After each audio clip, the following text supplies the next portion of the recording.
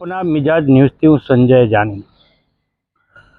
आज सलाह आपीए के पछी अमने जे प्रश्न थयो एनो जे जवाब आज महेसाणा महानगरपालिका नहीं स्टेन्डिंग कमिटीना चेरमेने जे अमने आप्यो छे एनी वात करीए के पछी कोंग्रेसना बे सदस्योए जे वात करी छे अने जे आक्षेपो कर्या छे अने आक्षेपो नाना सूना नथी, अति गंभीर आक्षेपो छे, एनी वात करीए। पण अमारे तो अत्यारे एटલું कहेवुं छे के थोड़ा दिवस पूर्वे महेसाणा महानगरपालिकानी सामान्य सभा योजाई हती अने कोंग्रेसे होबाळो मचाव्यो हतो।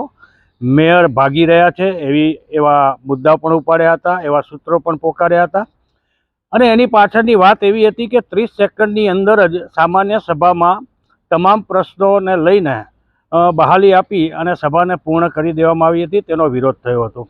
ए पछी कोंग्रेसना सभ्योए रेली स्वरूपे નીકળી महानगरपालिकामां रजूआत करी हती, एमणे कंईक आवेदन पण आप्युं हतुं। पण ए पछी आजे स्टेन्डिंग कमिटीनी महानगरपालिकानी अंदर 1.5 कलाक जेटली मीटिंग चाली हती। ए 1.5 कलाकनी मीटिंग पूर्ण थया बाद अमे ज्यारे स्टेन्डिंग कमिटीना चेरमेनने प्रश्न कर्यो के सामान्य सभा 30 सेकंडमां पूर्ण करी दीधी तमे अने स्टेन्डिंग कमिटीनी बेठक 1.5 कलाक जेटली चाली, तो आ अंगे आ पाछळनुं कारण शुं छे? तो तेओए ए कारण जणावता ए प्रश्ननो जवाब आपता कह्युं हतुं के कोंग्रेसना सभ्यो खोटो विरोध करे छे, वाहियात प्रश्नो करे छे, जेने लईने ए 30 सेकंडमां ए सामान्य सभा पूर्ण करी देवामां आवी हती।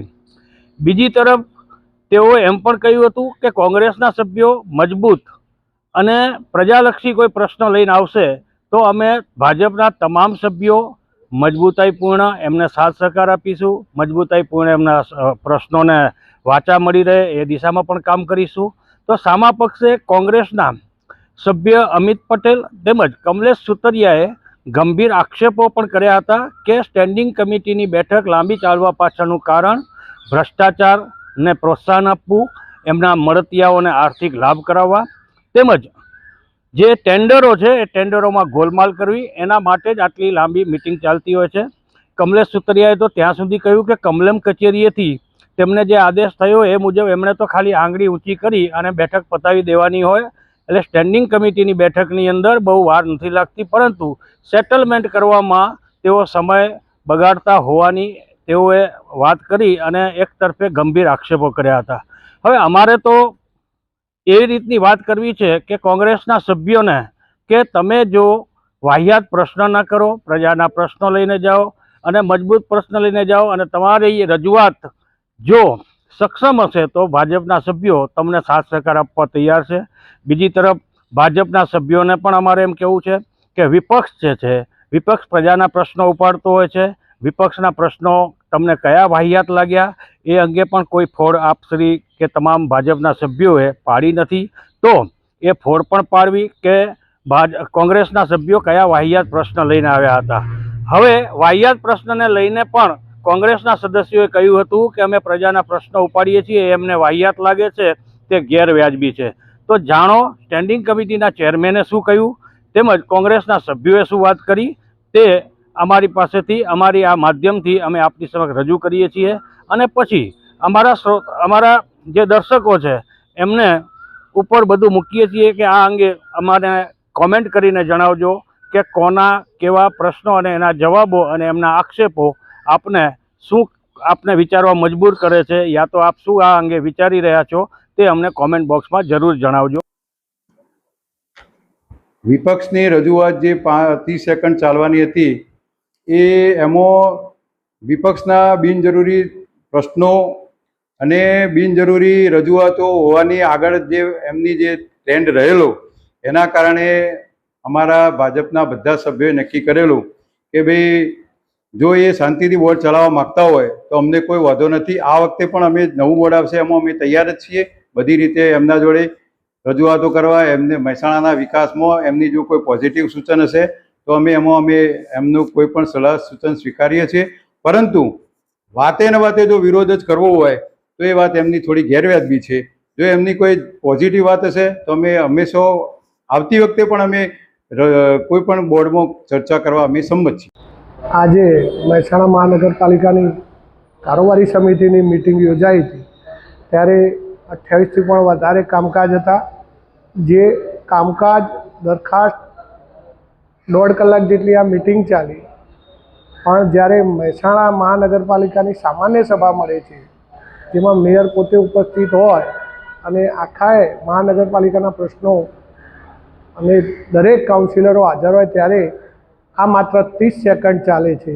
આપ પણ સમજી શકો છો કે કારોબારી સમિતિ 1.5 કલાક ચાલે, વિગતવાર ચર્ચા થાય, દરેક દરખાસ્તો ઉપર ચર્ચા થાય, પણ સામાન્ય સભામાં એ ચર્ચા પણ નહીં કરવાની અને કોઈ પ્રશ્નો કરે તો એ પ્રશ્નોના જવાબ પણ નહીં આપવાના.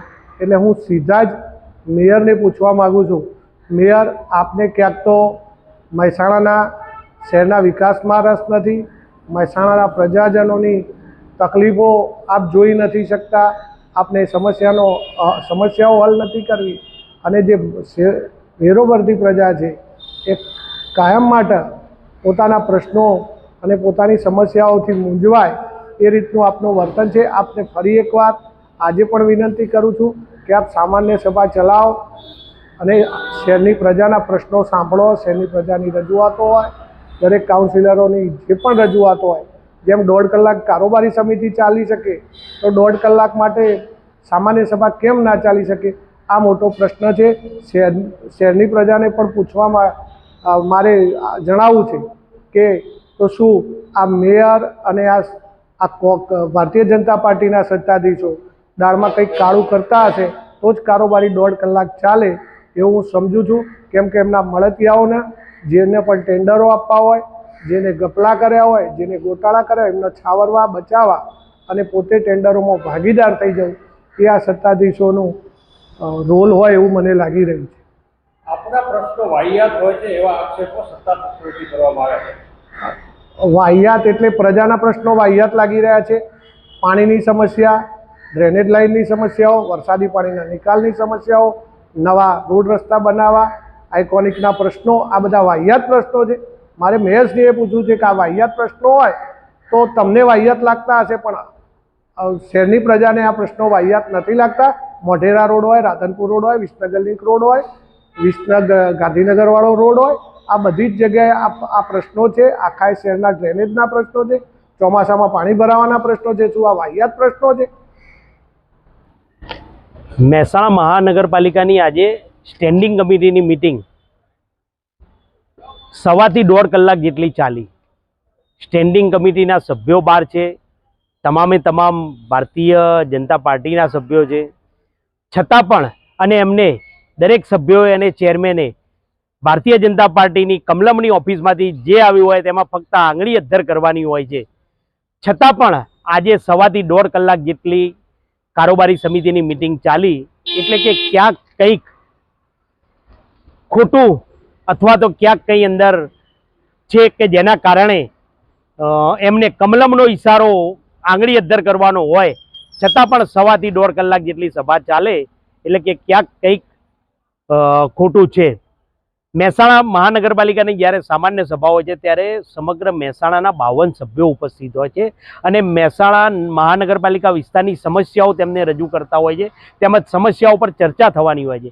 ત્યારે ગભરાઈને હાલના મેયરશ્રી હોય કે અધિકારીઓ હોય કે પદાધિકારીઓ ફક્ત 30 સેકન્ડની અંદર સભા પૂર્ણ કરે છે. અને આજની કારોબારી સમિતિની મિટિંગ જ્યારે 1.5 થી 1.5 કલાક જેટલી ચાલે અને તમામે તમામ ભારતીય જનતા પાર્ટીના સભ્યો અને કમલમના ઈશારે સભા કરવાની હોય કારોબારીની, છતાં પણ 1.25 કલાક ચાલે એટલે એક મોટું વિચારવા જેવી બાબત છે. કોંગ્રેસના સભ્યો દ્વારા અત્યાર સુધી જે પણ હોય એ પ્રજાહિતના કે મહેસાણા મહાનગરપાલિકા વિસ્તારની વેરો ભરતી પ્રજાના જે પ્રશ્નો છે તે પણ તે જ રજૂ ભૂતકાળમાં કર્યા છે અને સામાન્ય સભામાં તે જ પ્રશ્નો રજૂ કરવાના હોય છે. તેમજ એમને જે ખોટું કર્યું છે, મહેસાણા મહાનગરપાલિકાના જે સત્તાધારી પક્ષો દ્વારા જે ખોટું કરવાનો પ્રયત્ન કરવામાં આવે છે એને રોકવાનો પ્રયત્ન કોંગ્રેસ દ્વારા થાય છે. એટલે એ રોકવું ન પડે અને તેમનો જે કરેલા કૌભાંડો બહાર ન પડે, મીડિયાને જાણી જાય, પ્રજાને જાણી જાય, તેમજ આંગળી અદ્ધર કરવા આવેલા ભારતીય જનતા પાર્ટીના કમલમના કોર્પોરેટરોને જાણી જાય એટલા માટે સભા આટોપવામાં આવે છે. સંજય જાની, અપના મિજાજ ન્યૂઝ, અમદાવાદ.